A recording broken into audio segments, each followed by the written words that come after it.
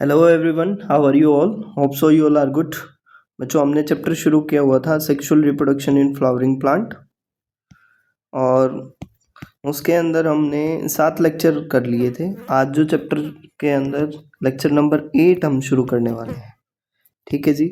आज का जो टॉपिक रहने वाला है वो हमारा पॉलिनेशन के अंदर हम पढ़ रहे थे। पीछे जो हमने पढ़ा पॉलिनेशन, और फिर उसके अंदर एजेंट्स ऑफ पॉलिनेशन को हम पढ़ रहे थे। अब एजेंट्स में बायोटिक एबायोटिक की हमने बात की थी। एबायोटिक पिछले लेक्चर में हमने कंप्लीट कर लिया था, और पॉलिनेशन में बायोटिक एजेंट्स की आज हम बात करेंगे। पिछले लेक्चर में आपने एबायोटिक एजेंट्स के बारे में पढ़ा था, जहाँ वाटर और विंड की हमने बात की थी। अभी वाला जो लेक्चर है वो बायोटिक एजेंट के ऊपर है, और इसके अंदर हम बेसिकली जो एनिमल्स हैं वो कैसे पॉलिनेशन करते हैं वो हम डील करेंगे। ठीक है जी। अब बात कर लेते हैं बायोटिक एजेंट्स की। देखो, नेम इंडिकेट कर रहा है बायोटिक एजेंट्स, यानी लिविंग ऑर्गेनिजम्स की बात कर रहे हैं, तो इसमें एनिमल्स का रोल आता है। किसका रोल आता है? एनिमल्स का।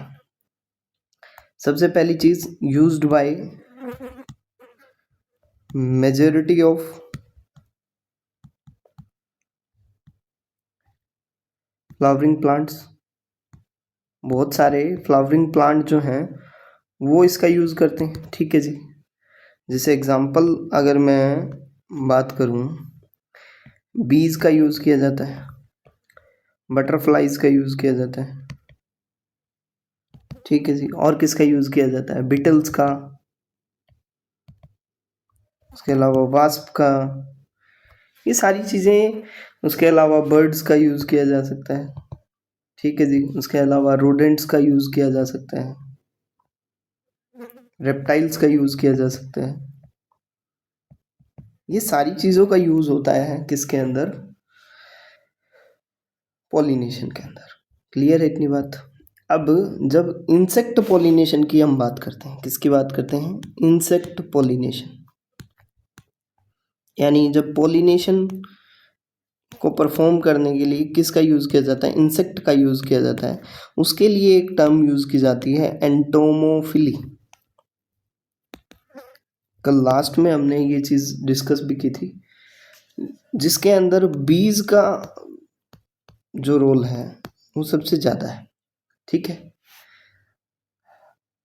अब जैसे कोई एनिमल है, वो क्या कर रहा है? पॉलिनेशन में हेल्प कर रहा है। तो जो एनिमल पॉलिनेटेड फ्लावर्स हैं, उन फ्लावर्स के अंदर भी क्या है? डिफरेंट डिफरेंट एडेप्टेशंस होती हैं, यानी वो अडेप्टेड हैं किसके बेसिस पे? कि कौन सा एनिमल उनको पॉलिनेशन में हेल्प कर रहा है। ठीक है जी। अब यहाँ सबसे पहले बात कर लेते हैं इंसेक्ट पॉलिनेशन की, तो उसमें फीचर्स की बात करते हैं। कैसे फ्लावर्स अडेप्टेड होते हैं, क्या क्या उनके अंदर चेंजेस आते हैं जब वो इंसेक्ट पॉलिनेशन दिखाते हैं।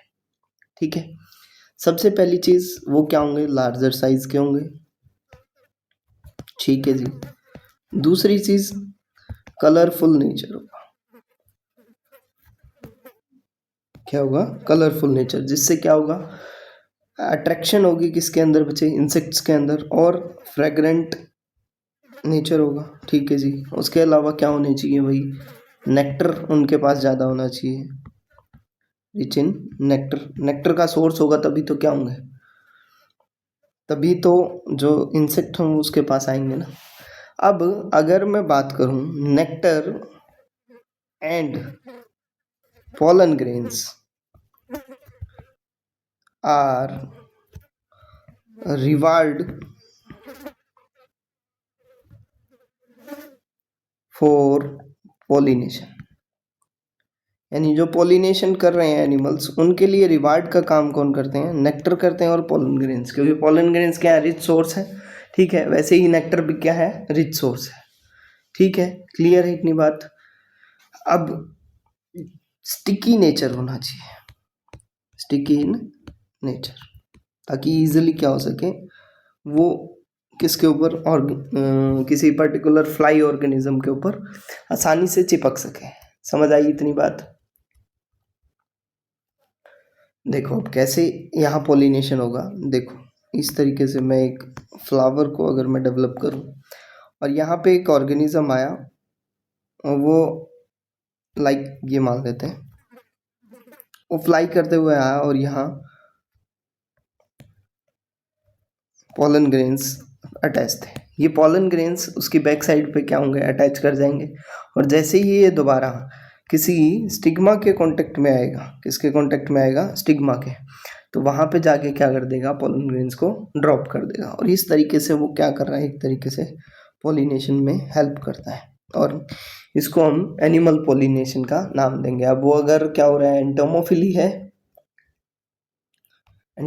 है तो मतलब क्या है, इंसेक्ट का रोल प्ले है। अगर वहाँ पे बर्ड्स पॉलिनेशन शो कर रहे हैं तो उसको हम क्या बोलते हैं, ऑर्निथोफिली। ठीक है जी। अगर वहाँ पे बैट्स रोल प्ले कर रहे हैं तो उसको हम बोलते हैं चीरोटैरोफिली। ठीक है जी। इंसेक्ट की हमने बताई, उसको हम क्या बोलते हैं, एंटोमोफिली। वाटर पॉलिनेशन को हमने क्या बोला था, हाइड्रोफिली। ठीक है।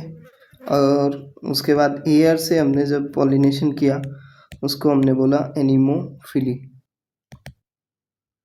ये कुछ टेक्निकल टर्म्स हैं, आप स्क्रीनशॉट लेके सेव कर सकते हैं। ये टेक्निकल टर्म्स यूज की जाती हैं। इतनी बात समझ आई या नहीं आई? ठीक है। अब मैं बात करूं, कुछ जो प्लांट्स होते हैं वो क्या करते हैं, वो सरफेस एरिया प्रोवाइड करते हैं, सरफेस एरिया प्रोवाइड करते हैं, जहाँ से सरफेस एरिया प्रोवाइड किया, जहाँ पे वो एरिया क्या है, एक सेफ प्लेस का काम करता है। किसका काम करता है, सेफ प्लेस का। किस लिए, ताकि वहाँ पे क्या हो सके, एग ईजिली स्टोर किए जा सके। यानी एनिमल को एक वो एरिया मिल गया है जहाँ पे वो अपना एग ले कर सकता है। ठीक है। एग्जाम्पल की अगर मैं बात करूँ, आपने एक एग्जाम्पल सुना होगा, अमोर्फोफेलस। ये अमोर्फोफेलस क्या है, लार्जेस्ट फ्लावर है। याद रखेंगे क्या है, लार्जेस्ट फ्लावर। कितना होता है, 6 फीट टॉल होता है। ठीक है। अब ये तो नॉर्मल एग्जांपल आ गया। आप में मोथ और yucca, moth and yucca, moth की स्पीसीज और यूका प्लांट दोनों एक दूसरे के ऊपर डिपेंडेंसी शो करते हैं। यानी क्या शो करते हैं, एक तरीके से दोनों के बेनिफिशियल हैं, तो म्यूचुअलिज्म का एग्जांपल शो करते हैं। म्यूचुअलिज्म के बारे में हम इकोलॉजी के अंदर पढ़ेंगे। अब ये दोनों के दोनों अपना लाइफ साइकिल को कंप्लीट नहीं कर पाते हैं। क्यों? मोथ क्या करता है भाई, जो मोथ है वो अपने एग्स को डिपॉजिट करता है ओवरी के अंदर। किसके अंदर बच्चे, ओवरी के अंदर, यूका प्लांट के ओवरी के अंदर। और यूका प्लांट क्या करता है बच्चे, पॉलिनेशन का बेनिफिट लेता है। किससे, मोथ से। तो दोनों को क्या है, बेनिफिट हो रहा है और दोनों एक दूसरे के हेल्पफुल हैं, यानी दोनों को पॉजिटिव इंटरेक्शन हो रहा है। तो वो किसका एग्जांपल है, म्यूचुअलिज्म का। तो इस तरीके से पॉलिनेशन में अदर बेनिफिट्स भी देखे जा सकते हैं। क्लियर इतनी बात? अब यहाँ पे एक बात आती है, पोलन रोबर्स। पोलन रोबर्स क्या है, देखो, रोबर्स क्या होते हैं, लुटेरे ना। लुटेरे क्या करते हैं, आपके काम की चीजें ले जाते हैं, राइट। अब रोबर्स क्या हैं, रोबर्स लाइक आपने, ये कोई फ्लावर था या कोई ट्री था, हम मान के चलते हैं, वहाँ पे बर्ड आया, उस बर्ड ने क्या किया, नेक्टर तो कलेक्ट कर लिया। या कोई इंसेक्ट आया, मान के चलते हैं, उसने नेक्टर तो कलेक्ट कर लिया है बट पॉलिनेशन नहीं किया, यानी प्लांट के बेनिफिट की चीज नहीं की। तो उनको हम क्या बोलते हैं, पोलन रोबर्स का नाम देते हैं। क्लियर इतनी बात? यहाँ तक कोई दुख दर्द समस्या नहीं होनी चाहिए। ठीक है। उसके बाद नेक्स्ट जो टॉपिक आता है वो आता है आउटब्रीडिंग डिवाइसेस।